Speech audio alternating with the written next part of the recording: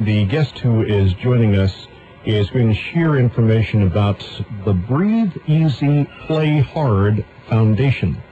Dr. Janis Schaeffer is joining us on our program. Dr. Schaeffer is a pediatric pulmonologist who specializes in the diagnosis, treatment, and management of young people with a variety of breathing and lung diseases. And she's going to talk with us about this Breathe Easy, Play Hard Foundation, which I think a lot of people listening to our discussion will find very interesting. And Dr. Schaeffer, good morning. Welcome to our program here on the Fan. Good morning, Bob. You sound wide awake. I am. I've been up for a few hours now. Okay. Well, in our discussion, there are many different areas to go. Obviously, there's a lot of attention being paid to the Olympics having started in Beijing, and a lot of people are following the developments there literally on a daily, sometimes on an hourly basis. I guess this is a very appropriate time to be having a discussion like this. It certainly is. Because when we talk about an incidence of something like asthma, and we'll get into talking about asthma in a couple of different areas, one of the things that you and I had talked about in preparation for our discussion today is the whole idea of the prevalence of asthma. First of all, what is asthma? Well, asthma is actually the most common chronic inflammatory condition in young people, and it's a condition that's caused by swelling of the lining of the air passages of the airways that makes them very irritable, and they actually constrict and cause difficulty breathing after they're triggered by certain inciting factors, such as upper respiratory infections, exercise, cold weather, allergies, and even significant pollution. When we talk about asthma being so prevalent, what's really behind that?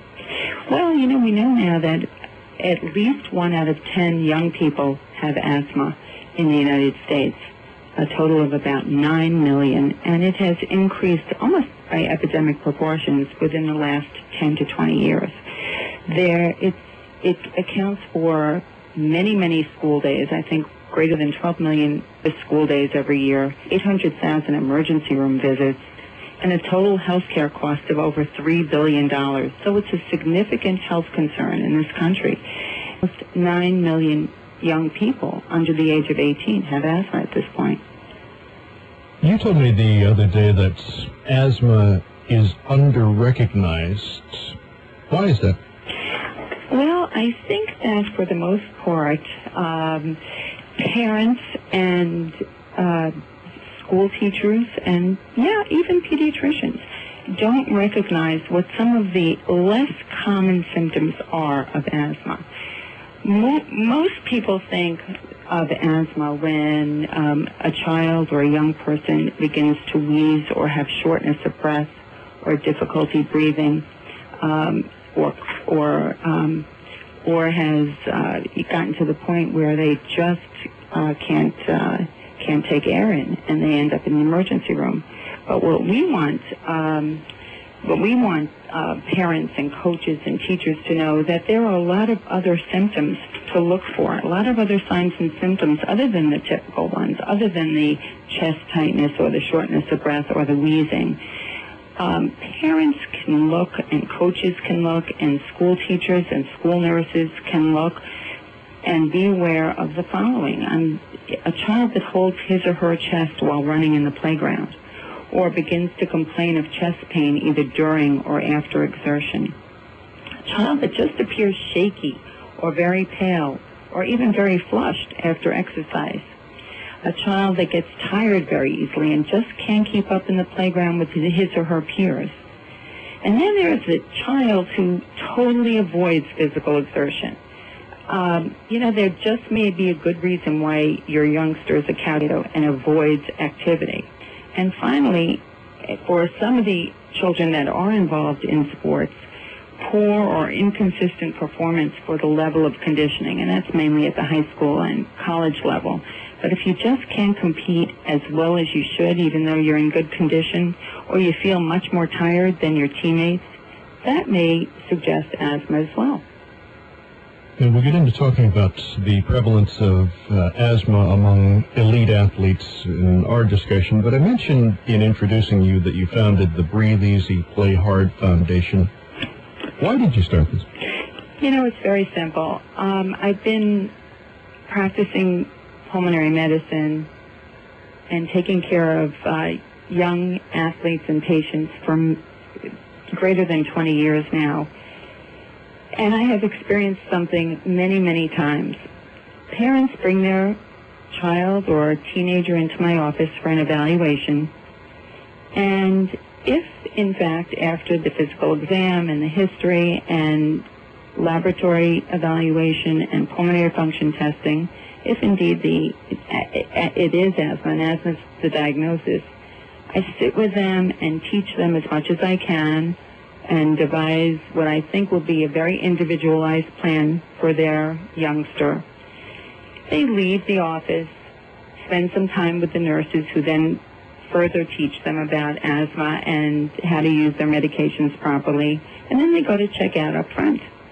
And inevitably, a parent, usually a father, comes back to my office and asks if he can talk to me for another minute and closes the door and says, "Tell me the truth. He's never going to be able to play soccer, right?" Mm-hmm. And I heard it so many times, Bob, that I said, you know what, I have to just do something, get out there and begin to educate parents and coaches and athletic directors and school nurses, all the links in the chain, all the parts of the team that can help to support young people like this. And I decided that the best way to do it is to try to get professional Olympic athletes who do have asthma and have reached the pinnacle of success to help me out. And that's basically how it all happened. And what has the responsiveness to that idea been? Oh, the response has been absolutely great. So far, since we've gotten started, we've done a number of events in the New York area with the New York Knicks and the New York Rangers. We will be doing something at the end of this month with Major League Soccer, the New York Red Bulls. And in the fall, we'll be doing something with the Liberty in New York City as well. The athletes have really been very, very helpful. They've done some public service announcements. We have a couple out there and more to come. And it's been really wonderful because they're really an inspiration. When we talk about taking this message, and I know you have Winning with Asthma seminars and workshops that you are developing, taking this message to professionals who work with young people is a very important part of what you're doing. I guess my question is, based on some of the people that you mentioned, you talked about school nurses before, talked about some of your fellow pediatricians, and obviously there are a lot of people who fall in the category of being coaches and mentors in some cases to young people. Some of them are listening to our discussion right now.